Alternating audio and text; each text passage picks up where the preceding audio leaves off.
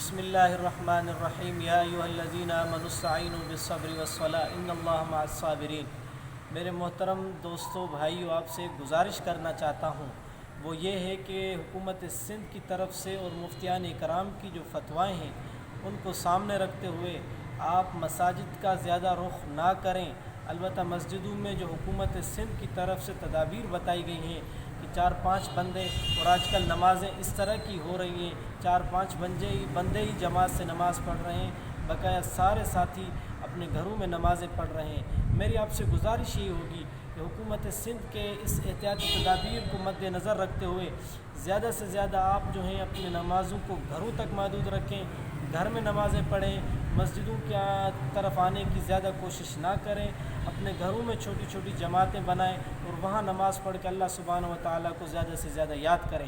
اور دوسری گزارش یہ ہوگی کہ اپنے بچے، گھر والوں کو زیادہ باہر نکلنے کی اجازت نہ دیں۔ یہ گھر کے بڑے کی ذمہ داری بنتی ہے، اپنے بچوں کی بھی حفاظت کرے، اپنے گھر والوں کی بھی حفاظت کرے۔ اور دوسری آخری گزارش میری یہ ہوگی کہ حکومت سندھ کے ساتھ تعاون کریں، ان کے بتائے ہوئے احتیاطی تدابیر پر عمل کریں، خود بھی عمل کریں، پورے اپنے دوست عزیز اقارب جتنے بھی ہیں ان سے بھی کہیں کہ وہ اس پہ عمل کریں۔ یقیناً حکومت کی بات ماننا ہر ریاست کے اندر رہنے والے بندے کے اوپر ذمہ داری ہوتی ہے۔ ہم بھی اس ذمہ داری کو پورا کرتے ہوئے ہمیں چاہیے کہ ہم حکومت کی بات کو مانیں، گھروں میں عبادت کریں، اللہ سے مانگیں، اللہ کے سامنے روئیں اور اللہ سے یہ کہیں کہ اللہ یہ جو آفت اور یہ وبا جو ہمارے اوپر آئی ہے، اللہ ہم سب کو اس سے بچا، اس سے محفوظ فرما۔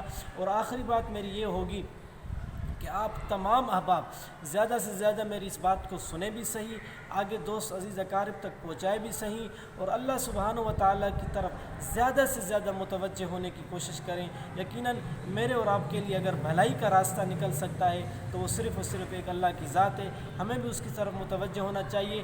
اپنا خیال رکھیں، اپنے بچوں کا خیال رکھیں، اپنے عزیز اقارب کا خیال رکھیں، اس میں میری اور آپ کی بھلائی ہوگی۔ میں آخر میں آپ سب کے لیے دعا گو ہوں کہ اللہ سبحانہ و تعالیٰ مجھے اور آپ سب کو، بلکہ پوری امت مسلمہ کو اس وبا سے نجات عطا فرمائے۔ آپ کا بھائی، والسلام علیکم ورحمۃ اللہ۔